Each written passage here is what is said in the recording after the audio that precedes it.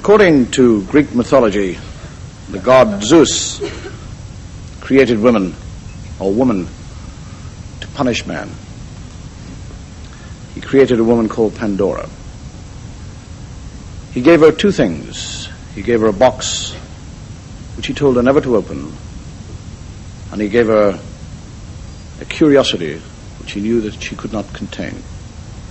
He knew that eventually she would open the box and release upon the world all the ills and evils that have plagued us since. Tonight, I would like to tell you a true story that not only illustrates that the sin of curiosity still lies in a woman's bosom, but I would also illustrate with horrifying clarity that the power of the supernatural still exists. My story begins in Ireland around the turn of the last century. A young man returned to his ancestral home with his bride. And for the first few weeks there, she busied herself getting to know her neighbors, the countryside, her servants, but above all, the house that was her home. It was a large, rambling type of house with nooks and crannies, long, endless corridors, interjoining staircases.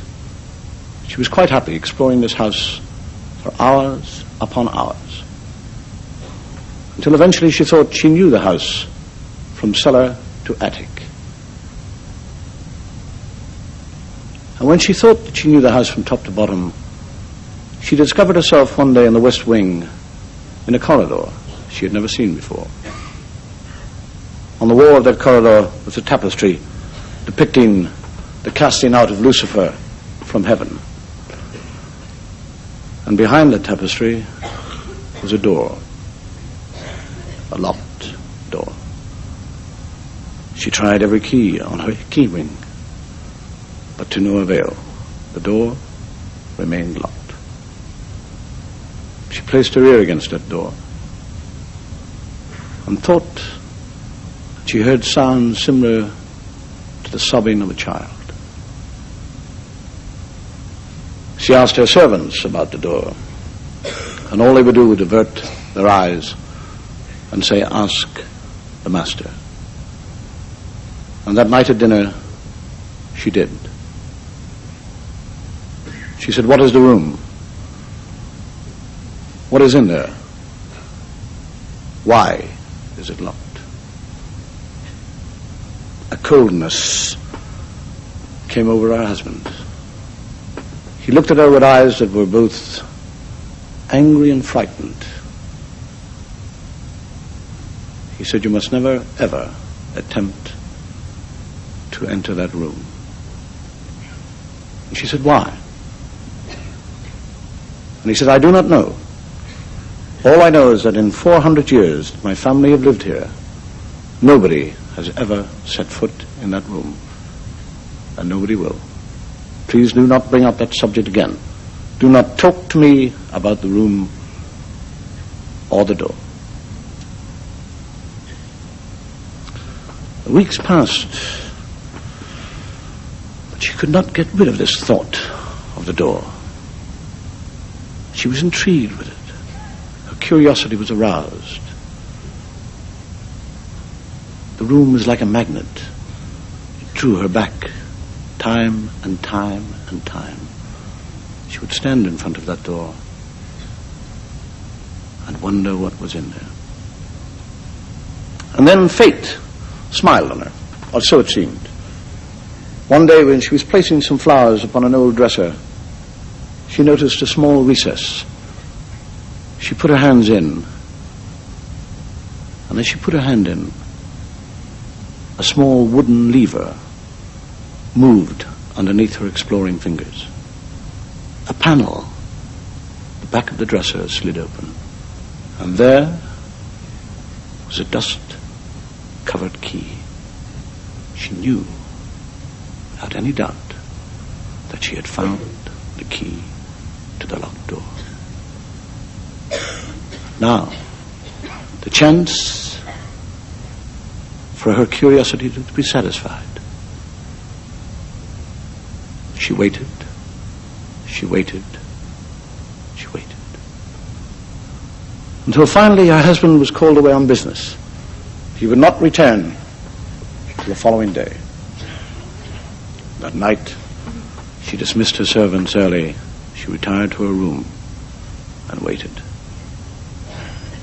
And when she was sure that the house was completely still, with a smile of anticipation, she took the key from her pocket and, aided by the flickering lamp, ascended the darkness of the stairs, down the corridor, until at she last stood in front of that door which had intrigued her for so long. With beating heart, she put that key into the door, and a single hollow click, it opened, and the door slowly moved inwards.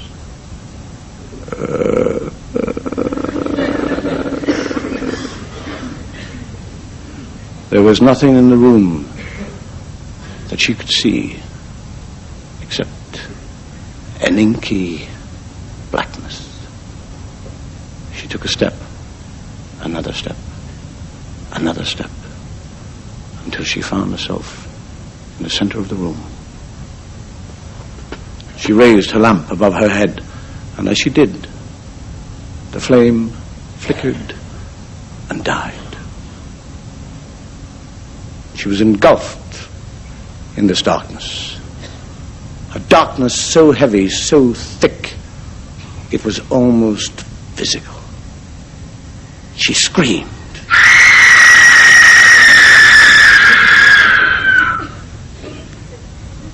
It was the scream of a woman totally terrified. A scream of a woman who knew that she was about to be destroyed by her own curiosity. A woman screaming because she had finally found out what was in that room. And mingled with her own screams was another sound, a sound so obscene, so primeval, it defied definition. She looked over her shoulder only to hear the door slowly close, knowing that whatever escape she had was cut off. And as the door closed, it not only cut off her escape, it cut off her last fearful sobs.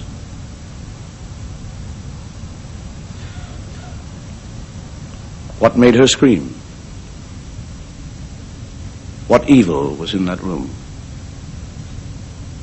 What supernatural force made that door close on its own? I have no idea, but if I ever find out, I'll let you know.